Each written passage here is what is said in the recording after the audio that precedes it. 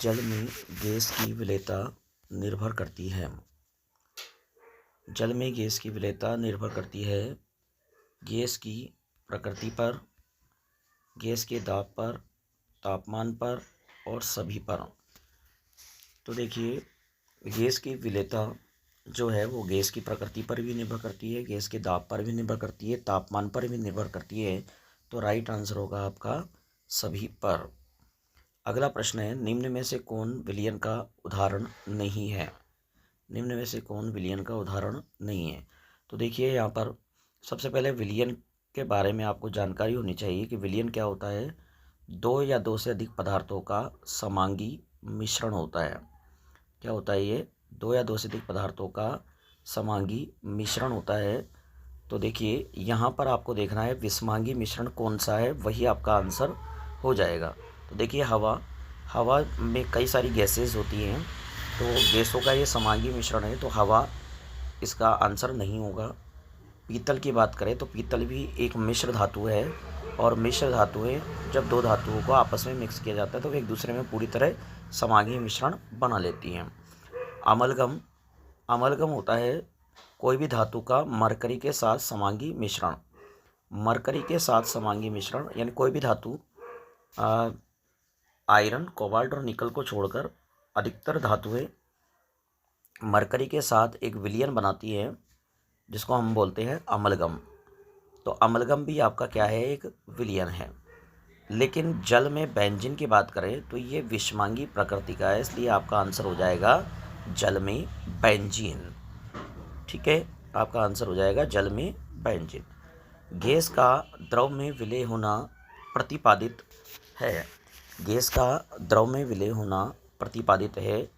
Option A है वान-टॉप कारक द्वारा, हेनरी नियम द्वारा, राउल्ट नियम द्वारा, डाल्टन के आंशिक दाब के नियम द्वारा। तो देखिए, यहाँ पर गैस का द्रव में विलय होना, गैस का द्रव में विलय होना यानी गैस की द्रव में विलेयता की बात की जा रही है। और गैस की द्रव में विलेयता के बारे में ये बोला गया था कि ताप बढ़ाने पर गैस की विलेयता घटती है और दाब बढ़ाने पर गैस की विलेयता बढ़ती है। तो हेनरी ने दाब के प्रभाव को समझाने के लिए नियम दिया था। तो गैस का द्रव में विलय होना हेनरी नियम द्वारा समझाया जाता है, और इसका बहुत अच्छा एग्जाम्पल है आपका सोडा वाटर की बोतलों में CO2 गैस को उच्च दाब पर भरना। तो आपसे ये भी पूछा जा सकता है कि सोडा वाटर की बोतलों में CO2 गैस को उच्च दाब पर भरा जाता है, यहाँ कौन सा नियम लागू होता है या कौन से नियम से इसको भरा जाता है? तो हेनरी का नियम आपका राइट आंसर हो जाएगा। उसके बाद में हम बात करें मोलरता को व्यक्त करते हैं, तो सबसे पहले आपको पता होना चाहिए मोलरता क्या चीज़ है।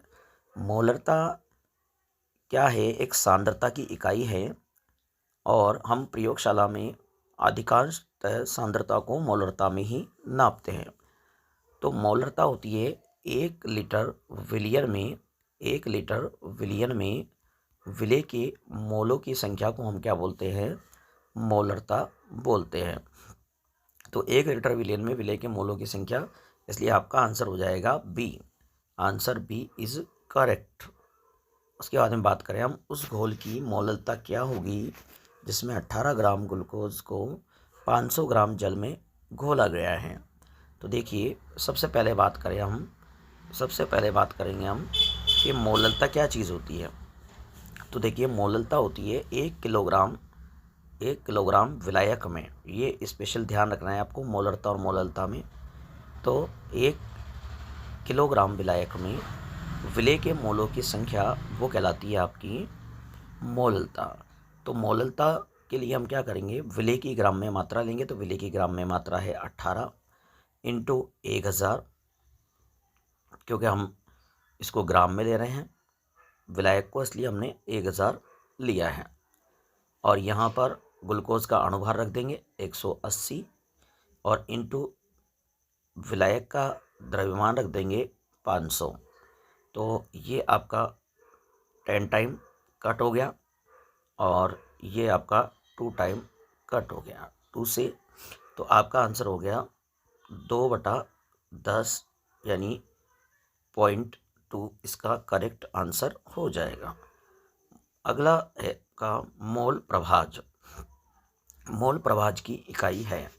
तो देखिए मोल प्रभाज क्या होता है। सबसे पहले बोर्ड एग्जाम में कई बार ये प्रश्न आता है मोल प्रभाज का, और अधिकतर स्टूडेंट इसमें गड़बड़ करके आते हैं। तो देखिए मोल प्रभाज, सबसे पहले बात करें हम मोल प्रभाज की, तो मोल प्रभाज होता है कोई भी जो अवयव है विलयन में, उस अवयव के मोल और विलयन के कुल मोल, उस अवयव के मोल और विलयन के कुल मोल उनका जो अनुपात होता है उसे हम बोलते हैं मोल प्रभाज। ठीक है। अब यहाँ पर बात करें हम, देखिए ऊपर भी मोल है और नीचे भी मोल है, मोल से मोल कैंसिल हो गया, तो मोल से मोल कैंसिल होने की वजह से इसका कोई मात्रक नहीं होगा, तो ये यहाँ मात्रक नहीं होने से ये हो गया विमाहीन। अगला प्रश्न है मोललता की इकाई होगी। तो सबसे पहले बात करें हम मोललता है क्या, तो 1 किलोग्राम विलायक में विलेय के मोलों की संख्या वो कहलाती है मोललता। तो हमारा आंसर हो जाएगा इसमें मोल प्रति किलोग्राम। मोल प्रति किलोग्राम, ये 1 किलोग्राम विलायक में विलेय के मोलों की संख्या वो कहलाएगी आपकी मोललता। और एक बात और ध्यान रखनी है आपको कि मोललता जो है उसके ऊपर ताप का कोई प्रभाव नहीं पड़ता है, यानी ताप द्वारा ये प्रभावित नहीं होती है। ठीक है बच्चों। अगला प्रश्न है निम्न में से कौन सा सांद्रता गुणांक ताप परिवर्तन से प्रभावित होगा। तो ताप परिवर्तन से कौन कौन सा होने वाला है।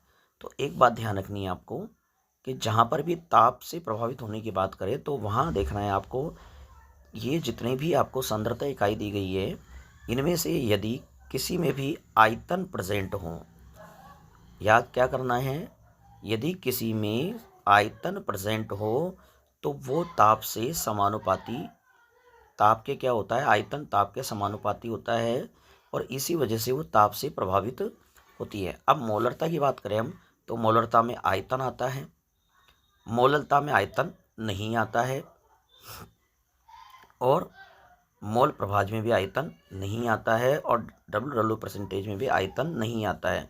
तो यहाँ पूछा है ताप परिवर्तन से प्रभावित होगा, तो आंसर होगा मोलरता। क्लियर है। अगला प्रश्न देखें, निम्न में से कौन सा अणुसंख्यक गुण है।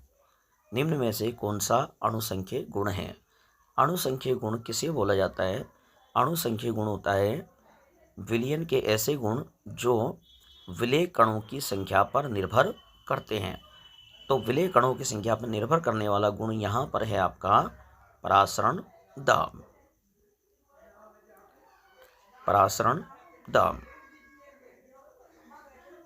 हालांकि क्वथनांक भी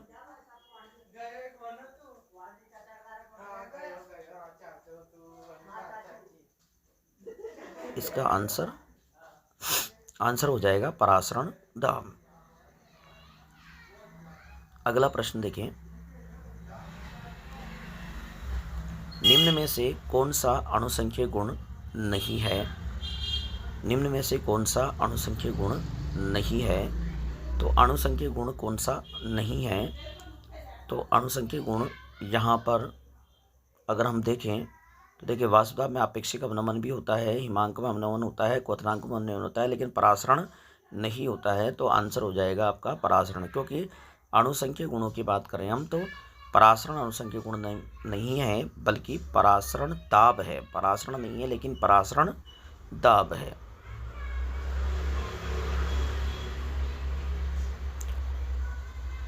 विलयन का अणुसंख्यक गुण किस पर निर्भर करता है। विलयन का अणुसंख्यक गुण किस पर निर्भर करता है।